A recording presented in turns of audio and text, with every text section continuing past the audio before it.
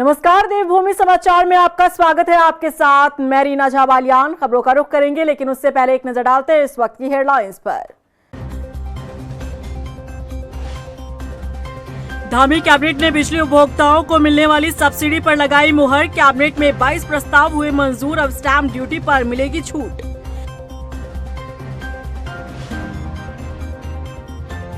उत्तराखंड आने वालों के लिए सफर होगा महंगा। लोगों को और ढीली करनी पड़ेगी जेब। ग्रीन सेस लगाने को तैयार सरकार।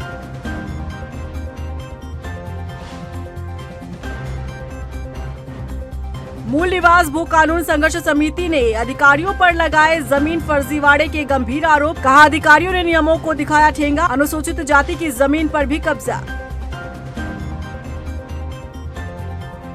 और रुड़की में अग्निवीर भर्ती को लेकर प्रशासन ने पूरी की तैयारी। रैन बसेरा, फार्म और धर्मशालाओं में अभ्यर्थियों के रहने की व्यवस्था। रूट डाइवर्जन प्लान भी तैयार। चलिए बुलेटिन की शुरुआत कर लेते हैं। मुख्यमंत्री पुष्कर सिंह धामी की अध्यक्षता में मंत्रिमंडल की महत्वपूर्ण बैठक हुई। कैबिनेट की बैठक में 22 प्रस्तावों पर मुहर लगी। कैबिनेट बैठक में बिजली उपभोक्ताओं को मिलने वाली सब्सिडी पर मुहर लगी है। देखिए रिपोर्ट। धामी कैबिनेट की बैठक में 22 प्रस्तावों पर मुहर। विद्युत उपभोक्ताओं को 50% बिजली माफ करने पर लगी मुहर। कोई उपभोक्ता अगर गलत फायदा उठाता है तो उससे दोगुनी वसूली की जाएगी। उत्तराखंड आवास नीति पर भी कैबिनेट ने मुहर लगाई। कर्मचारियों के वेतन वृद्धि को लेकर कैबिनेट ने फैसला लिया। 30 जून या फिर 31 दिसंबर को रिटायर्ड होने वाले कर्मचारियों को नोशनल इंक्रीमेंट दिया जाएगा। सरकारी विभाग में ड्राइवर्स के वर्दी भत्ते को बढ़ाया गया। वाहन चालकों को 3000 रुपए प्रति साल के हिसाब से वर्दी भत्ता मिलेगा। मानव अधिकारों का आयोग के अध्यक्ष के रूप में मिले वित्तीय अधिकार। सहकारिता विभाग में सहकारी समितियों में महिलाओं को 33% आरक्षण का प्रावधान दिया गया। विशेषज्ञ चिकित्सकों की भर्ती के लिए संचालित योजना में संशोधन किया गया। माध्यमिक शिक्षा विभाग की विद्यालय शिक्षा नियत के तहत अगर कोई अपना लिंग परिवर्तन कराता है तो अपने नाम का परिवर्तन करा सकता है। खेल विश्वविद्यालय अध्यादेश को मंजूरी मिली। ट्रांसजेंडर पर्सनल कल्याण बोर्ड गठन को मंजूरी मिली। उत्तराखंड में उत्पादित सी ग्रेड के सेब और नाशपाती का समर्थन मूल्य को बढ़ाया गया। आंगनवाड़ी कार्यकर्ताओं और आंगनवाड़ी सहायक की नियुक्ति के लिए नियमावली को मंजूरी मिली। उत्कृष्ट शोध पत्र प्रकाशन योजना को मंजूरी मिली। परिवहन निगम को 100 नई बसें खरीदने की मंजूरी मिली। लोन का ब्याज राज्य सरकार वहन करेगी। इसके लिए 34 करोड़ रुपए का बजट रखा गया। राजकीय मेडिकल कॉलेज और संबद्ध अस्पतालों में एक समान किया गया यूजर चार्जेस। रेरा का वार्षिक प्रतिवेदन 2022 से 23 को सदन के पटल पर रखने को मंजूरी मिली। आज जो है उत्तराखंड आवास नीति, इसको भी माननीय कैबिनेट ने अनुमोदन दिया था। तो उसकी कुछ इम्पोर्टेंट पॉइंट्स को मैं बताना चाहूँगा। सबसे पहले तो जो इकोनॉमिकली वीकर सेक्शन है उसका जो डेफिनेशन है, भारत सरकार ने 3 लाख वार्षिक जो इनकम है उससे नीचे वालों को क्लासिफाई किया था इकोनॉमिकली वीकर सेक्शन। तो स्टेट ने उसको 3 लाख के बजाय 5 लाख तक का निर्धारित किया है। और इस पर्टिकुलर पॉलिसी में, चूँकि पूर्व की पॉलिसी में केवल इकोनॉमिकली वीकर सेक्शन को ही टारगेट किया गया था। इनफैक्ट भारत सरकार की जो PMAY परियोजना है वो भी इकोनॉमिकली वीकर सेक्शन को ही टारगेट किया गया है। लेकिन आमतौर पर ये देखा गया था कि LIG और LMIG जो सेक्शन है, लोअर इनकम ग्रुप और लोअर मिडिल इनकम ग्रुप, इसमें भी काफ़ी आवास की जो डिमांड और सप्लाई में काफ़ी अंतर है। तो उसको पूरा करने के लिए LIG और LMIG कैटेगरी को भी विभिन्न प्रकार के रियायतें इसमें दिया गया है। और जो कैटेगरी ऑफ प्रोजेक्ट्स हैं वो अलग अलग तरीके से उसका वर्णन किया गया है। जैसे 100% economically weaker section projects launch करेंगे, या जो आपका 15% EWS जो कंपलसरी होता है उसको लॉन्च करेंगे।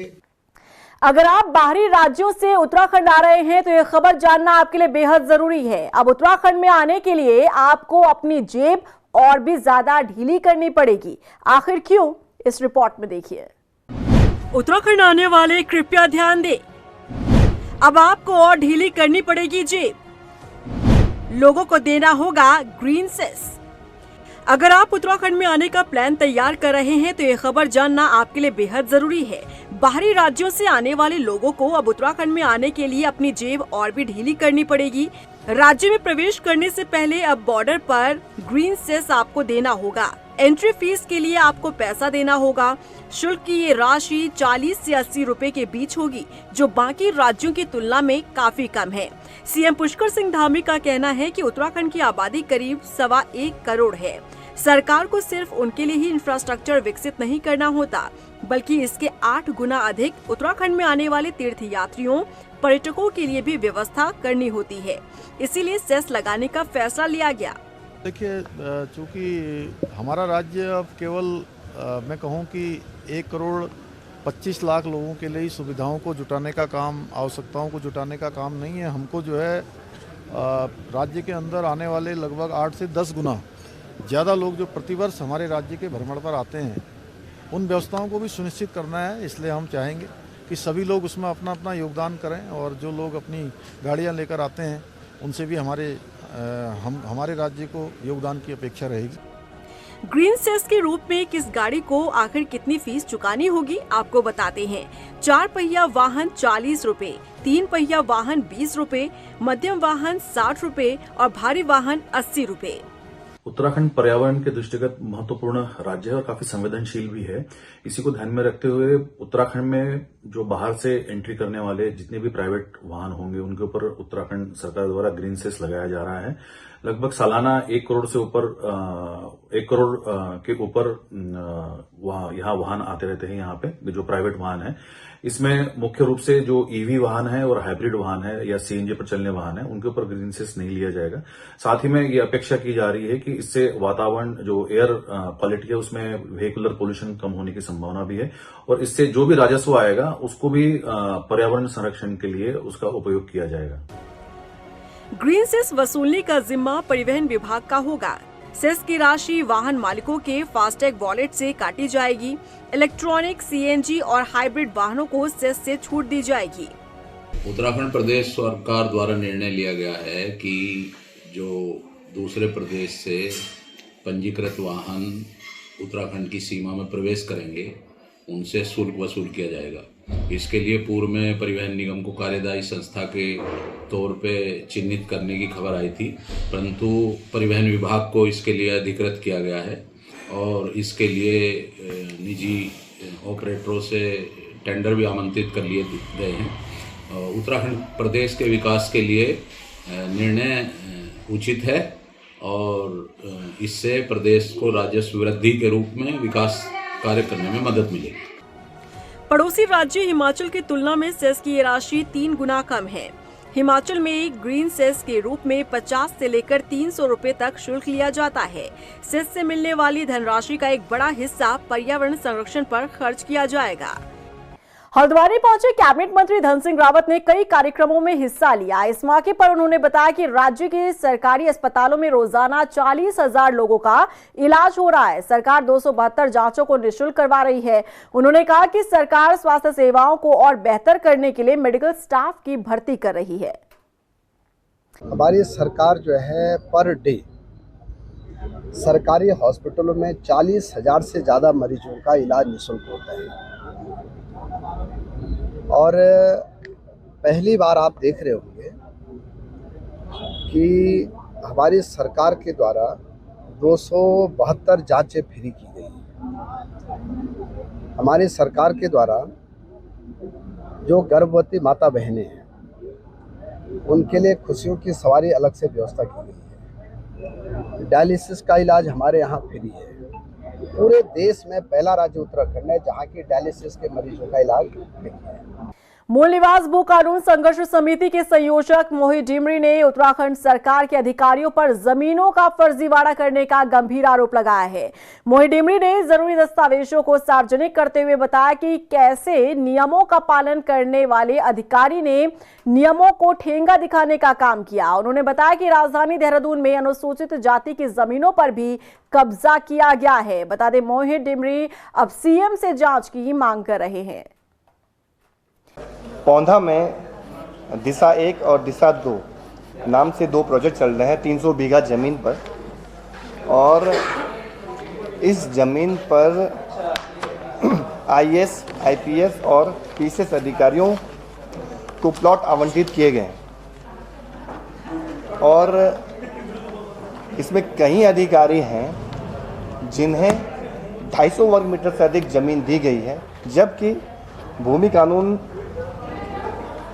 के प्रावधान स्पष्ट हैं। ग्रामीण क्षेत्र में 250 वर्ग मीटर से अधिक कोई भी भारी व्यक्ति ज़मीन नहीं खरीद सकता है और यहाँ पर अधिकारियों ने ही ज़मीनों की लूट की है।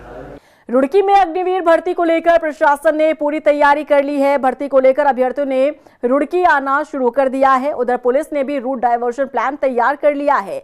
जॉइंट मजिस्ट्रेट आशीष कुमार मिश्र ने बताया कि भर्ती स्थल के पास अस्थायी रैन बसेरा बनाया गया है। इसके अलावा फार्म और धर्मशालाओं को भी अभ्यर्थियों के लिए अधिकृत किया गया है। विशाल मेरा नाम है, सुबोध सिंह, मैं उत्तरकाशी डिस्ट्रिक्ट से हूँ, बटकूट से, और ये मेरे बंदे हैं और ये मेरा पूरा ग्रुप है और मैं इनको लीड कर रहा हूँ। और तैयारी सबने देहरादून में कर रखी है, परेड ग्राउंड में सब बढ़िया तैयारी है, सबकी 5 राउंड है। करीबन जो है प्रतिदिन जो है 1600 जो है अभ्यर्थी उनके आने की उम्मीद है। उसके अलावा जो कुछ अभ्यर्थी जो है जानकारी के अभाव में कुछ एक्स्ट्रा भी आ जाते हैं जिन्हें पता नहीं है, मतलब कि जिन्हें एडमिट कार्ड भेजा गया है बस उन्हीं को एंट्री दी जाएगी। उसके अलावा भी कुछ लोग एक्स्ट्रा आ जाते हैं भर्ती के नाम पे, तो उनके लिए जो है रहने के लिए जो है बैंकेट हॉल्स की जो विस्तृत लिस्ट अलॉन्ग विद जो है पटवारियों की ड्यूटीज है वो जारी की जा चुकी है। उसके अलावा जो है PWD को जो है निर्देश दिए गए हैं। उधर कांग्रेस प्रदेश प्रवक्ता गरिमा दसोनी ने बीते दिन निकाली गई जन आक्रोश रैली में बीजेपी नेताओं के शामिल होने पर चुटकी ली है।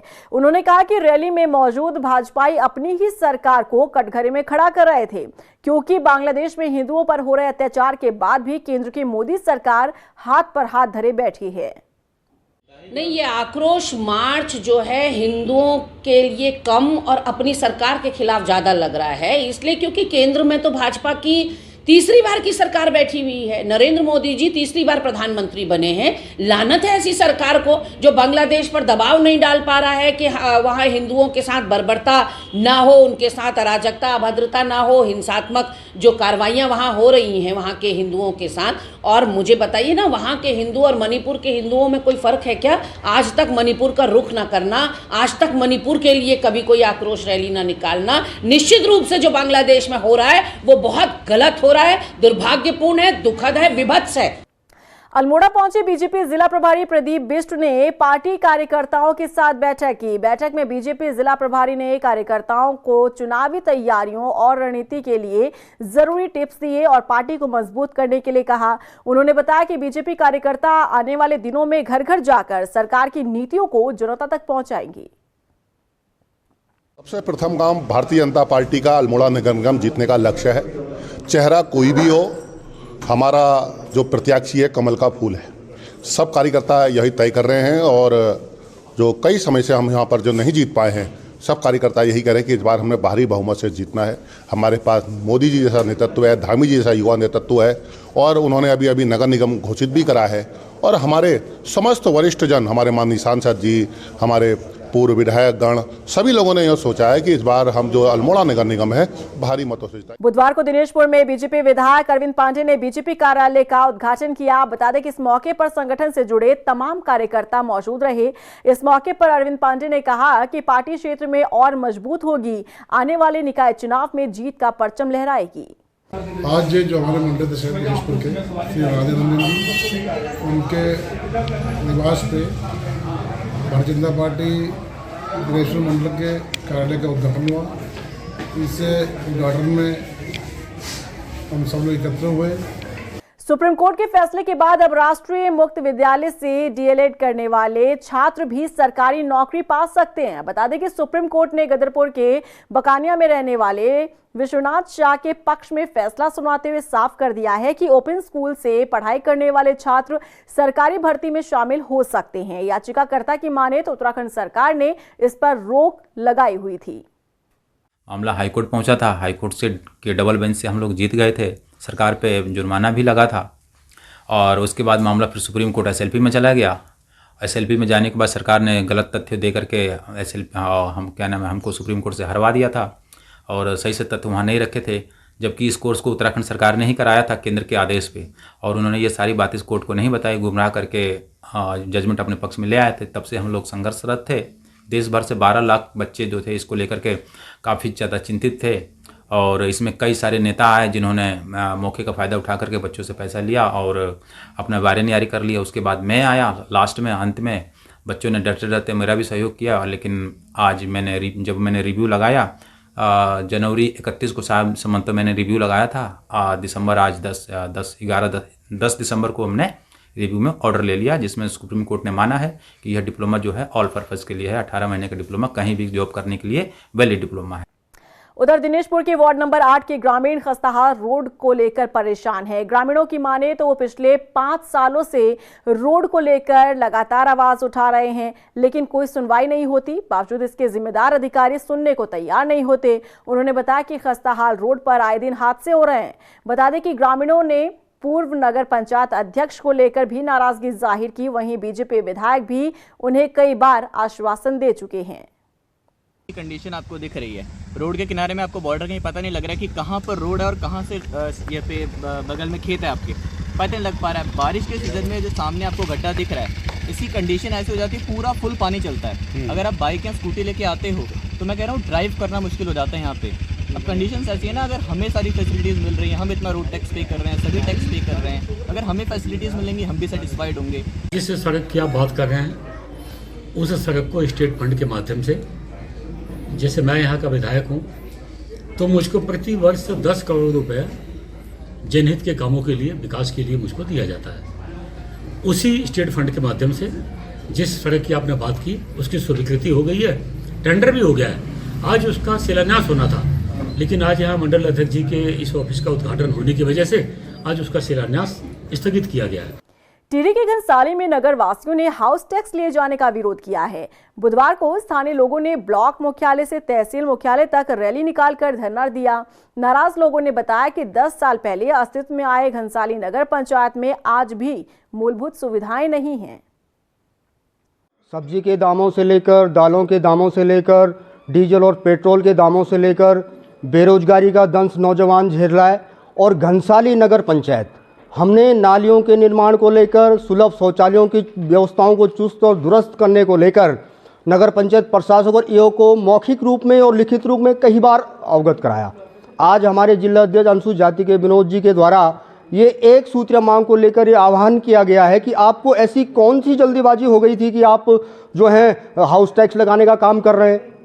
भाई आपको ऐसा कौन सा ऐसा तुगलकी फरमान जारी करने का आपको क्या आवश्यकता आन पड़ी थी कि आपको हाउस टैक्स लगाना है। आज हम लोग सारे जितने भी हमारे नगर पंचायत घनसाली के क्षेत्रवासी हैं, लगातार हमने इन चीज़ों के प्रति जो शासन प्रशासक जो नगर पंचायत घनसाली है उनका जो ये तानाशाही रवैया है, जिस प्रकार से उन्होंने पूरी नगर पंचायत के क्षेत्रवासियों को लगातार हाउस टैक्स के अपने तुगलकी फरमान जो उन्होंने जारी किए हैं और जबरन उन पे वसूली का जो नोटिस दिया है, ये सरासर गलत है, घोर निंदनीय है।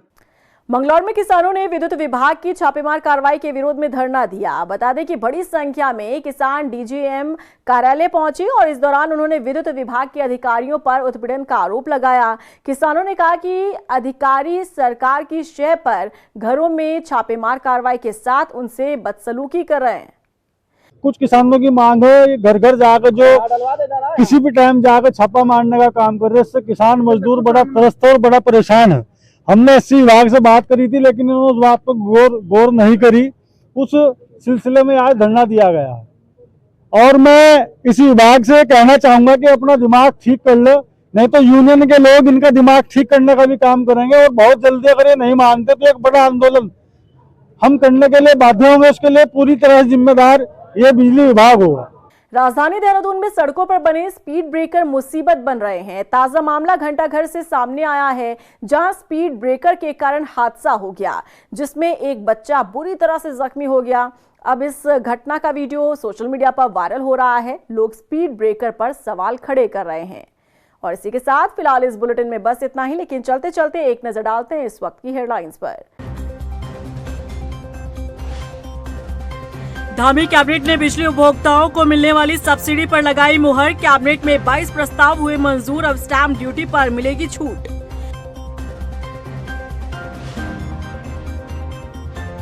उत्तराखंड आने वालों के लिए सफर होगा महंगा। लोगों को और ढीली करनी पड़ेगी जेब। ग्रीन सेस लगाने को तैयार सरकार।